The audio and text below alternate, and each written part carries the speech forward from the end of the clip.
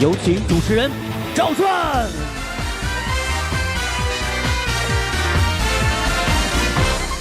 谢谢现场的观众朋友们，谢谢大家。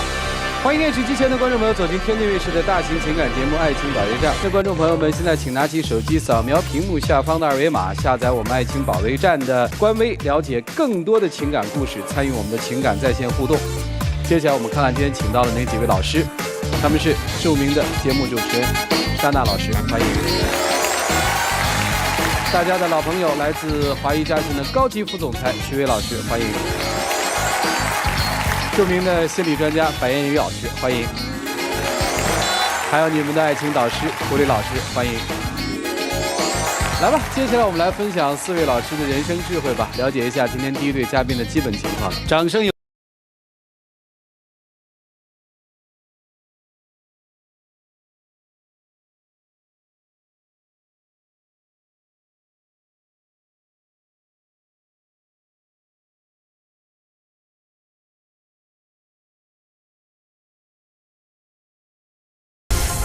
欢迎两位，好啊。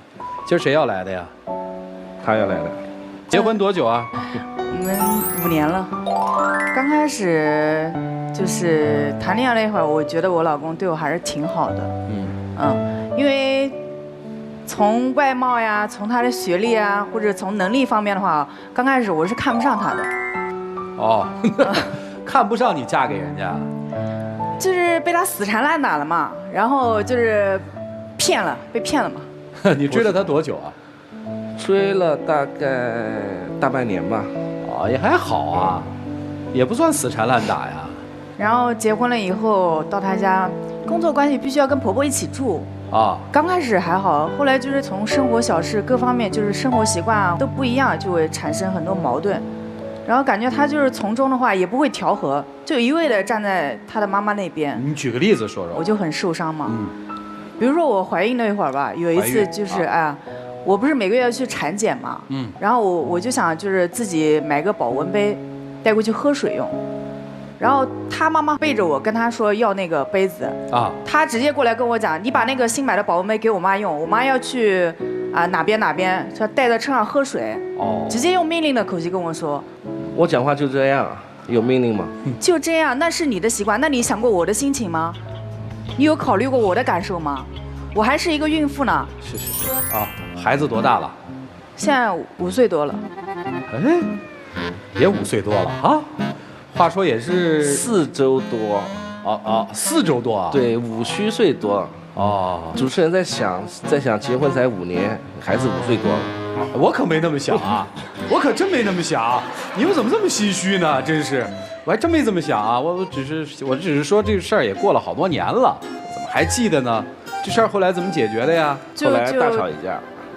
大吵一架，跟你吵还是跟你妈妈？然后就是不看你是个孕妇就要打我是吧？然后你妈就在旁边笑，然后最后我也在旁边看笑话。最后就是分开来住了一段时间。还有就是，比如说那时候不是怀孕孕妇嘛，对吧？难得就是说，肯定是会想要吃个什么某个东西嘛。对。那他们每天买菜的话，都是问他妈，不管是他爸爸也好，还是他也好，都是问他妈妈，哎，今天我们要吃什么菜呢？从来没有人问过我这个孕妇今天想吃什么。然后还有那个剩菜也要我吃，我第2天我就不想吃那个发黄的那种绿叶素菜嘛。而且我是个孕妇，我是为我的孩子考虑，知道吗？我有的孩子考虑。但是你妈说什么？你妈说的这个菜不是费油费煤气炒出来的吗？为什么要倒呢？老年人都这样，节俭。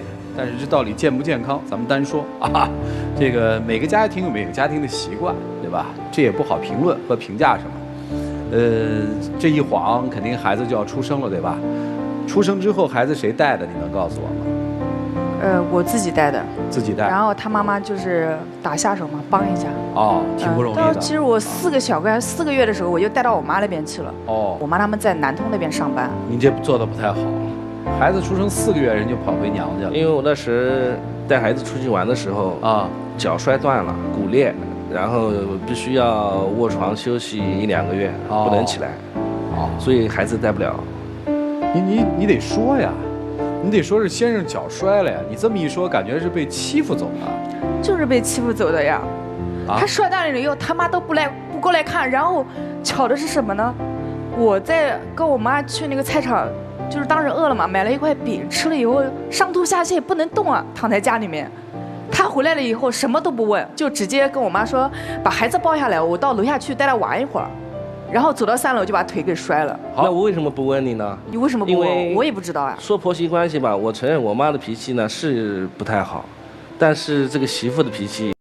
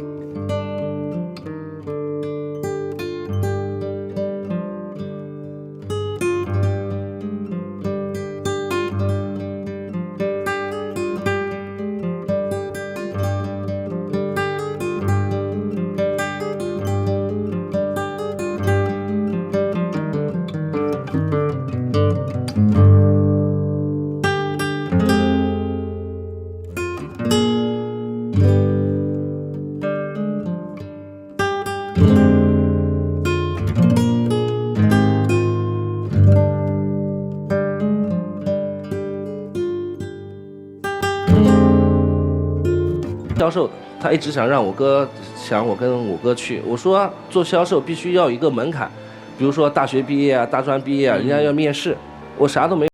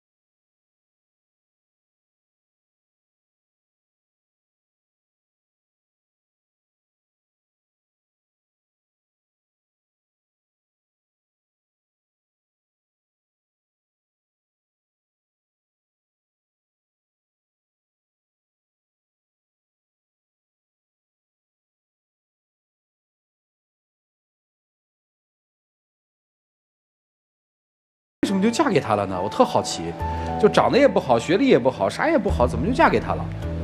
当时对我特别好呀，我在南通，他就是也没告诉我，就跑到南通去找我嘛。啊。然后生活方面可能就是，比较会做饭啊什么的，照顾人。当时觉得挺会照顾人的。你是从南京去的南通追的他吗？对。哦，那你们俩咋认识的呢？介绍。他老家和我老家是靠着，然后亲戚介绍的。行了，事儿是听得差不多了，你现在觉得很不开心是吧？对，就是生活上面还是矛盾比较多。想过离婚吗？肯定想过。想离吗？为了小孩是不太想离的。别，就说自己啊。不想离，当时结婚谁想离婚呀？我就是现在。现在当时肯定不想离。不想哎。你想怎么着吧？今天来，给一个愿景，放在这儿，我们好奔那儿去，啊。我就是要看他以后一个态度。啥态度？对我的态度，对这个家的态度，然后工作方面的态度。不是对你要什么样，对家要什么样，对工作要什么样，你把它说出来，提出要求来，挑明了说，对你什么态度，言听计从。不需要。那是。我对的地方你肯定要听我的呀，对吧？你对的听你的，你错的也听你的是吗？错的不需要。啊，哪些是你曾经说过的错的事儿？错就是我有时候脾气还是比较容易发火那种。哦，就是容易发火啊。最近2年啊，以前就发脾气的时候我们可以不搭理是吧？女人需要哄，你知道吗？发脾气时候还要哄，那就是都听你的，都听你的。行，对你要都听你的。第二，对我就是太没耐心了，现在。对家庭，对家庭你要有一个什么规划？比如说我们近期5年啊，或者是2年怎么样？怎么样？您说。肯定要往高处走。不是这走多高啊？做销售，我觉得能锻炼人的能力那方面。就必须得去做销售才行。有个提高一点就是。行。听懂了，为了家庭你得去做销售，是这意思吧？没了吧？好，要求听明白了。来，你有要求吗？我没啥要求。多好的男人，好什么呀？好对吧？一点都不好，干把人气成这样了。来，我们接下来一起进入丘比特问卷。张大老师，你们2个人之间有一个很大的问题，不会好好说话，就尤其女士，就是你总有一种你自己高高在上。你永远瞧不起我，我怎么做都是不对的，就在你这儿我找不到一丁点儿的存在感。所以你有没有考虑过，你们结婚这么久，从谈恋爱到结婚到现在，在你眼里真正你欣赏丈夫哪一点？他的能力就是做不了销售，你偏要让他去揽那个瓷器活，就他就是没那个金刚钻，怎么办？你们现在不是日子一样能过得下去吗？所以我觉得是你的心态出现了很大的问题，你的怨念太大，怨气太大，你的心里特别不平衡。所以我觉得不是丈夫要变，是你要变。首先从你跟丈夫说话的语气、沟通开始。如果你只是一味的指责，一味的以居高临下的态度去跟他说话的话，他永远不会用这样好的方式来跟你沟通，你们之间就形成了一个恶性循环，好吧？谢谢二位。好，谢谢沙大老师。来，徐总，我们真的这么不满足于现状吗？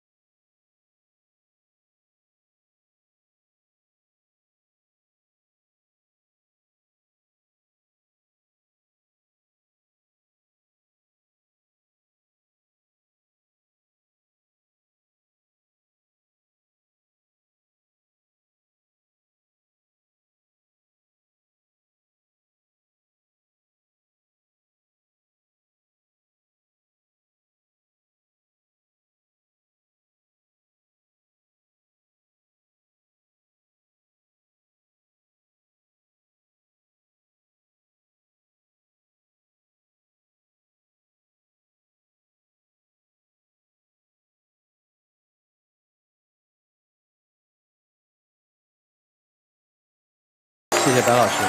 来，胡老师。心比天高，却命比纸薄，所以心里总是有股无名火。你大概认为你是比你丈夫要高明的。你说有哪个女人会在一个堂而皇之的舞台上，告诉亿万观众，我根本就看不上一个男人，而且你将来跟他还要一起过，你情商没多高。毫无疑问，在中国大部分的家庭，婆婆都带着孩子，那是婆婆主动的情况下，而并不在于婆婆应该帮你带。如果你想要别人帮你带孩子，请你给副好脸子，请你勤快一点，嘴甜一点，这是人之常情。将来你也要做婆婆。其实你内心是自卑的，一个小地方来的，自己也没有什么太过于优厚的条件，而恰恰是你丈夫的顺从，才使得你内心的自卑不那么明显，给了你一些存在感。但是你要的太多，如果你的存在感是要压低别人的存在感，那你迟早有一天会觉得非常的痛苦。好强没关系，好强往外使，不要往家里使。在婆婆面前好强是愚蠢，在自己的丈夫面前好强是得不偿失。你的好强请用到外面去。人的这一辈子总是有一些东西是你怎么想获取也获取不了的。所以有的时候认清自己，将自己的优势发挥到整个家庭向上的步伐当中，那才叫使对了劲儿。祝你们幸福。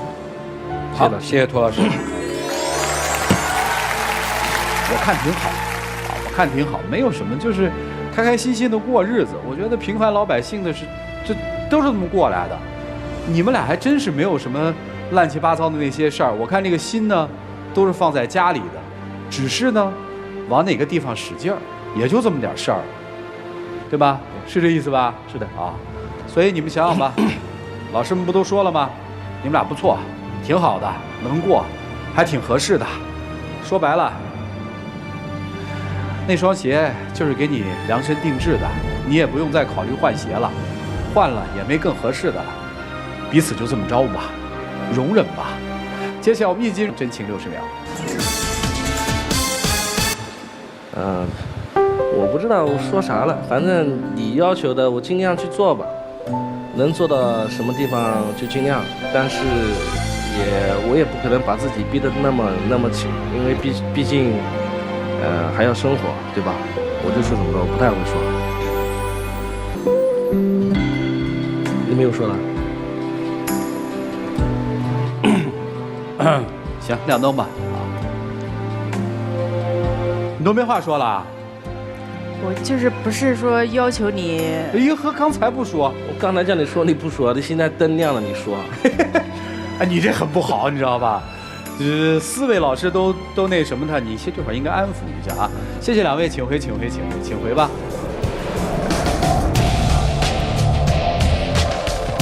来，请关门。好了，来看结局吧，请开门。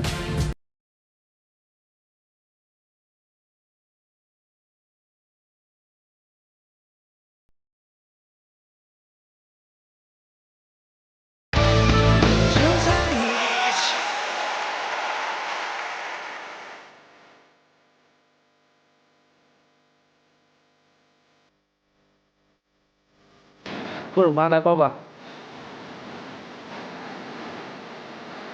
为啥？就是态度对我不好，这2年。好，下次会。等，他说什么呀？他说就这2年对他态度不好，态度要好的，知道吗？来，有请我们的小花童，你也别抱个膀子了，有请我们的小花童啊，来呀。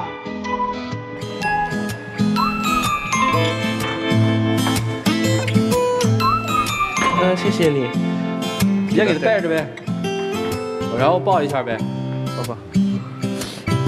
抱抱啊！老嫌人态度不好，你老那么冷淡，人家也不好态度好，对不对？开开心心的回家过日子，来，礼物给你们，拿着礼物也不乐呀！哎呀，你真是，谢谢大家，谢谢你们，来，请回。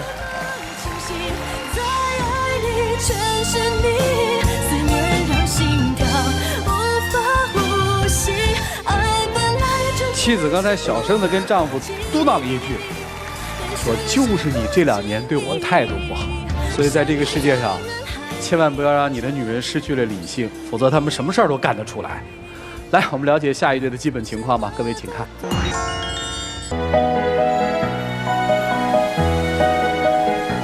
当时结婚的时候，就他妈妈一个人来了，你知道吗？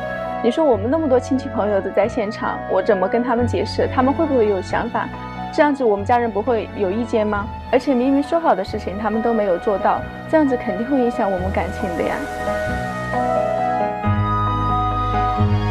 因为本身就是我们家不同意这门婚事，所以我妈自然会不太高兴。至于为什么没有那么多亲戚朋友会来我的婚礼现场，我觉得可能是因为地点太远了吧。然后我妈这个人好面子，所以呢，她也不愿意说告诉太多的人我这么早已经结婚了。我也没有办法。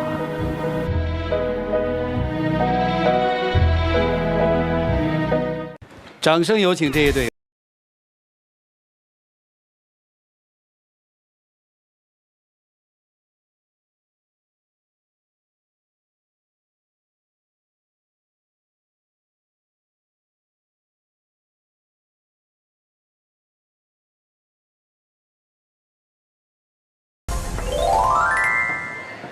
欢迎2位哈。结婚多久啊？我们结婚已经1年半了。结婚的时候，他们家人是不同意的。当时我是在谈恋爱的时候没有跟我妈说，就是我有一个女朋友啊。后来谈恋爱的过程当中呢，发现我怀孕，一致决定还是准备生啊。但是在这之前，就像我刚刚说过的一样，我并没有跟我妈提起过我有一个女朋友啊。所以我妈就非常震惊的看到我突然拉了一个陌生的女人拉到她面前，然后跟我妈说：“妈，我要跟她结婚。”所以我妈其实是非常的不同意。那个时候我是大学刚毕业，她有打算说让我出去上学，她会觉得说一切都在她的计划当中。但是这个时候突然有一个人要牵绊住我的学业跟事业的时候，她会非常不开心。但是因为我当时的女朋友就是我现在的太太，她就说，还是非常希望想要这个孩子的。于是呢，我妈就是很不情不愿的勉强的答应让我们结婚啊，导致了后来的一系列的问题。但是我们当时结婚的时候，他没有告诉我他要出去留学的，所以他导致他妈妈对我一直有意见。然后包括到现在我们已经生宝宝了，宝宝3个月，然后但是在这个时间段时候，他父母是不闻不问的，然后从来都不管，对宝宝关心也是特别少。宝宝是我妈妈、我爸爸妈妈在帮我养着的，还有我们一起。然后他们家就觉得是理所当然的，他们既没有付出就是照顾我们的那种义务，然后经济上也没有给我们任何支持。我们到现在为止还住在我们自己住的一个小公寓里边，就是我之前买的婚前。说说你们家人怎么想的？后来我们俩就是强行要结婚，我妈也是没有办法。于是，在婚礼的时候，我妈就她一个人去了，然后我父亲因为有些原因没有去。然后我太太就特别生气，导致了我们后来一直有很多的矛盾，包括现在我是一个主持人，然后我现在在创业初期有很多的困难，就是我太太可能会觉得现在的话，我们家没有给到她很多的物质上的帮助，也没有给到她很多心灵上的关怀，包括我现在一直要在外面去打拼，所以她会觉得说我没有管这个家，而且没有给到她很多的温暖。你就给呗。我没有那么多时间去给，因为我必须现在创业初期只有这么点时间，我要把所有的精力放在我的工作上面。他现在就是因为他所谓的他每天很忙，然后他经常晚上都不回来的，然后就是我现在说什么话他都不听，以前嘛总是我说什么他还听的，然后现在就觉得，既然我在家带宝宝，就觉得我应该全心带宝宝就可以了，其他事情不应该我管的。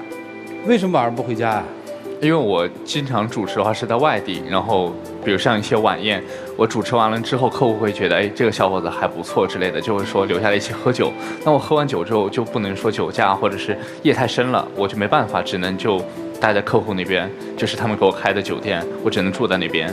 然后因为经常会有这种事情，而且我是希望说通过这样一个主持，接下来可以积累到更多的人脉，这样子可以有更多的钱去赚。等于是活动主持是吧？对，是活动主持。我觉得那个都不是重点，重点是比如说以前没结婚之前你也是在工作的呀，为什么现在有了宝宝之后你反倒觉得会更忙了呢？但是没有结婚之前我没有宝宝呀，我现在要所承担的是一个家庭的责任呀。你没有工作，宝宝我要养，我没有办法。他现在就觉得是我们带宝宝就应该全部是我来弄，或者是我妈妈来弄。他们家人包括他，从来没给宝宝换过一次尿不湿，然后也没给宝宝喂过一次奶粉。我是觉得就是我可能心思都在工作上面，我觉得他们比较时间带的长了之后，他们比较会换尿不湿，或者是比较会喂奶粉，所以我弄不好的话对宝宝也不好，所以我干脆就直接放手让他们去弄。行，再问啊，你们俩谈了多久的恋爱结的婚啊？谈了1年不到。在恋爱期间谁主动一些呢？他主。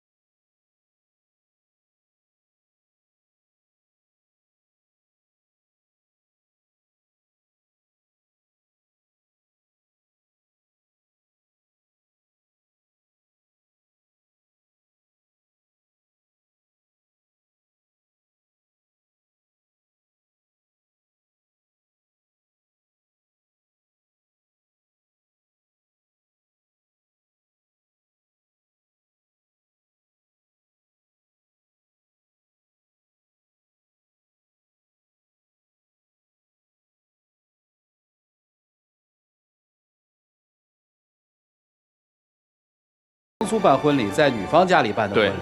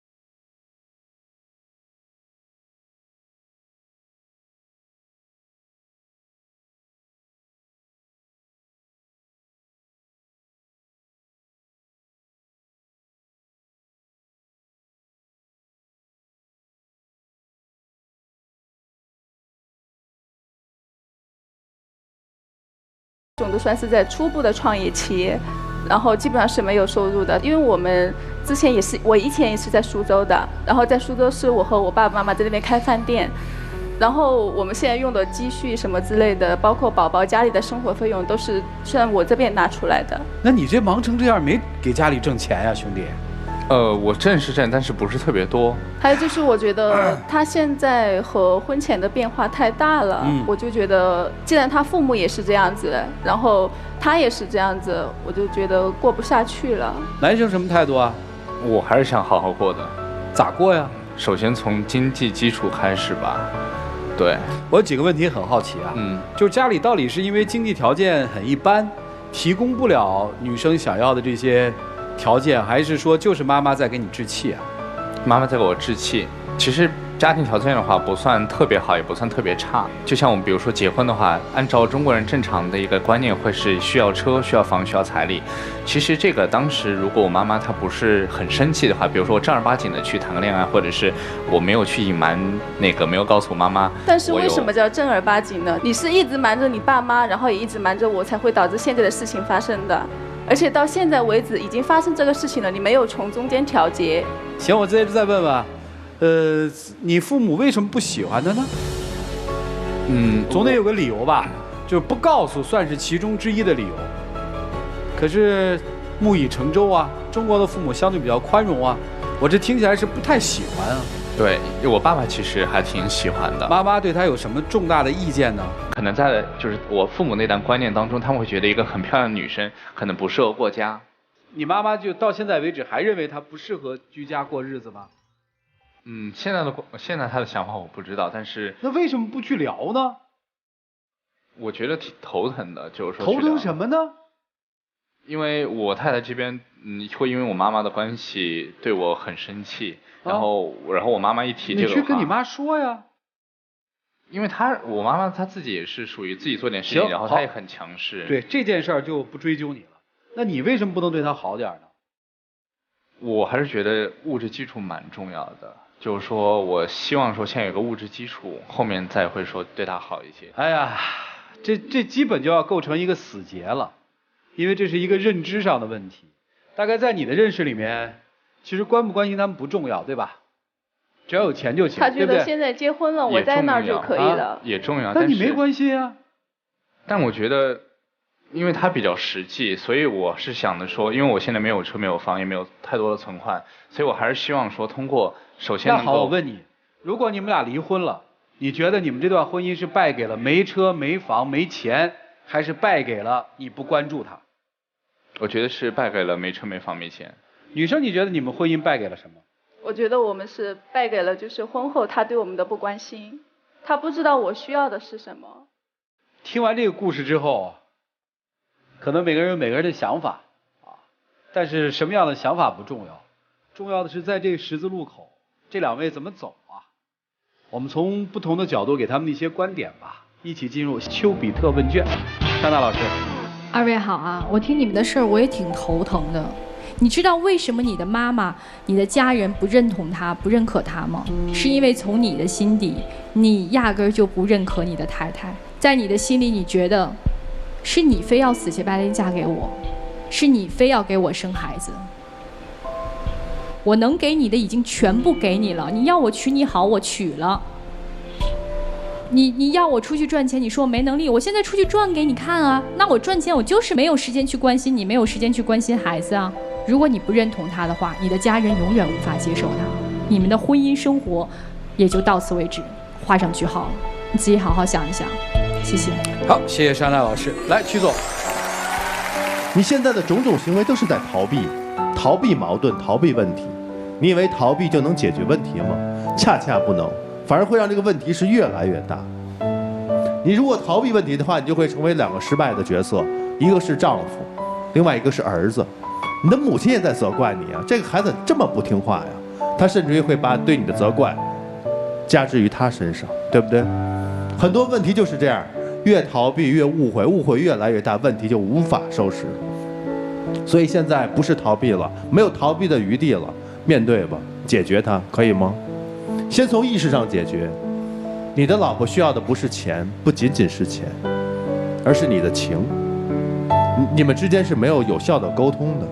同样，你跟你的母亲也要去做有效的一个沟通。你已经是作为孩子的父亲了，并且你已经是一个女人的老公了。这个家庭需要你说了算了，该出头的时候到了，就这样。来，白老师。其实，在你们的这段婚姻当中，我觉得这个女孩是成为了你向你妈妈发起攻击和挑战的一件武器而已，她被你利用了。因为在我做心理治疗的过程当中，我会发现很多家庭关系，尤其是这种缺乏尊重的、没有话语权的、没有尊严的、没有自己的自主权的这样的孩子成年的时候，他内心当中虽然得到了很多来自于家庭的物质上的这种资源的支持，但是他的内心其实是因为没有被真正的尊重到和被去读懂和去关爱到，是被控制和被要求的这样的一种状态。其实他的内心是有很多的愤怒的。你看，你对于你的妈妈，你刚才说你是突然把她带到他们面前，直接宣布结婚。首先，你也没有去把你妈妈去当回事儿，因为我们都知道，如果孩子突然间告诉我班辞职了，突然间告诉我这个辍学了，突然间告诉我要结婚了，或者突然间告诉我以后这辈子不结婚了，这个对于一个母亲来说都是一个巨大的打击。或者叫做功绩。那为什么？其实我更感觉到的是，你对于很多，就是我妈妈为什么不接受他，我没问过；我妈妈为什么一个人来参加婚礼，家里亲戚不来，她为什么不邀请，我没问过；我妈妈为什么来看我的儿子来看的这么少，我没问过。其实也不是你不敢问，而是你内心当中已经根本就不在意，因为你知道你所有这1年多所做的这个行为，对于你妈妈来说，那是对于她以往在你身上所施加的这种控制的一个绝地反击，而你胜了。她只是一个受牵连的人，我们是一个爱情保卫战。如果掺杂了这么多这么复杂的和这么多怨气的东西在里面的话，那它恐怕也真的就不是爱情了。未来该怎么样，只有你们自己知道。谢谢。谢谢白老师。来，胡老师。我们要注意到一个点，40桌婚礼，母亲是去了的，一个人去了。母亲如果不认可，完全可以一个人都不去。我根本就不认可这个儿媳妇，我根本就不用去，但是母亲还是去了。即便那么难为情的一个人，非常尴尬的去到了只有你们家人才在场的这么一个场合，说明母亲是让步了的。所以我不说里面的真真假假，至少我认为有一点，他的母亲和他的父亲都是无辜的。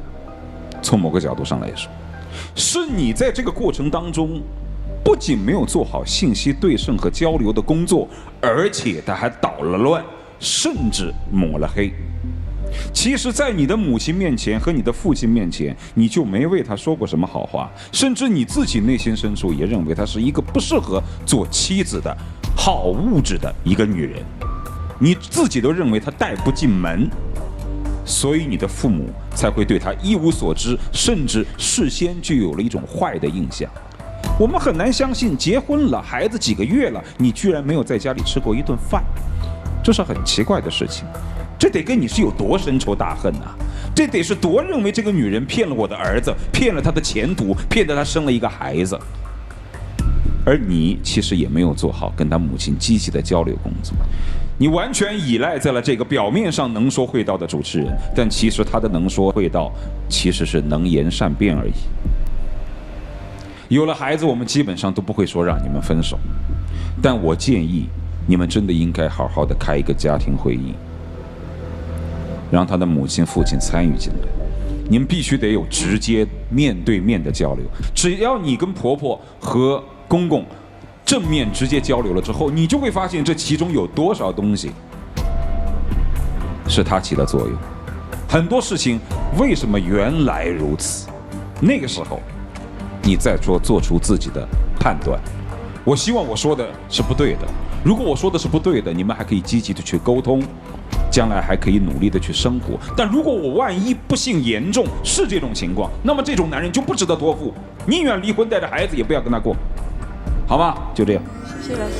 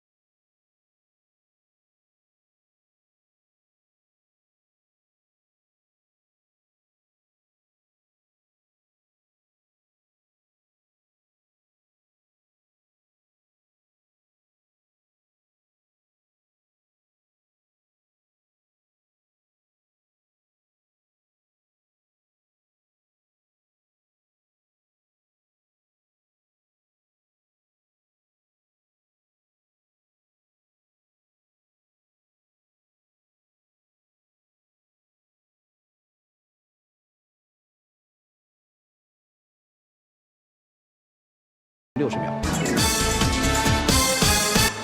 我觉得刚刚听各位老师描述了这么多过后，的确更多的问题是在于你身上的。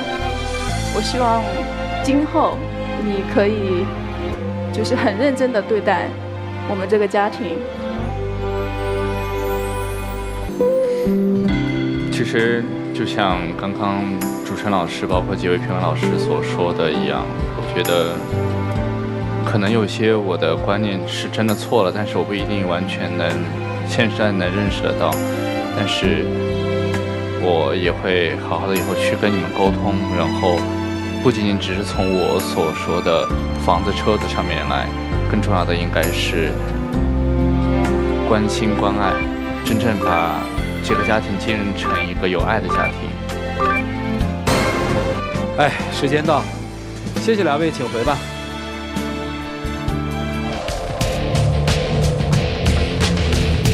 来，请关门。接下来我们来看看这两位自己的选择，请。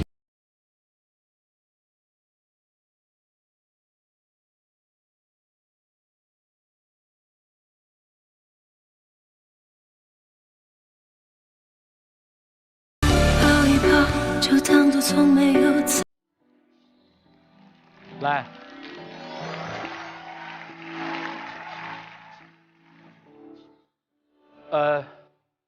算了，你别说了吧。你现在最重要的是做，就是我想今天这个现场，你妻子是一个态度，不是最终的结果。如果你真的想娶她，真的想跟她过日子，那请你回家做你该做的事儿，好吗？谢谢你，秦晖。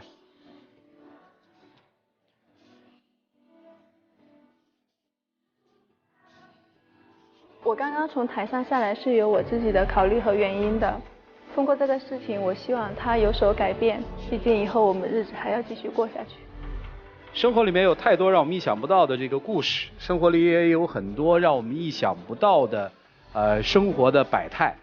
我希望我们每一个人都用一个相对宽容的心态去看待每一个处在生活漩涡当中的人，因为有的时候真的和他的人品没关系，可能就是成长环境，可能就是他的心理因素，甚至是他的认知。所以宽容一些的对待他们，有一个更好更宽容的环境，他们可能会更愿意表达自己，让自己的生活向着更光明的地方去走。接下来有请我们的老师进入到爱情保鲜剂。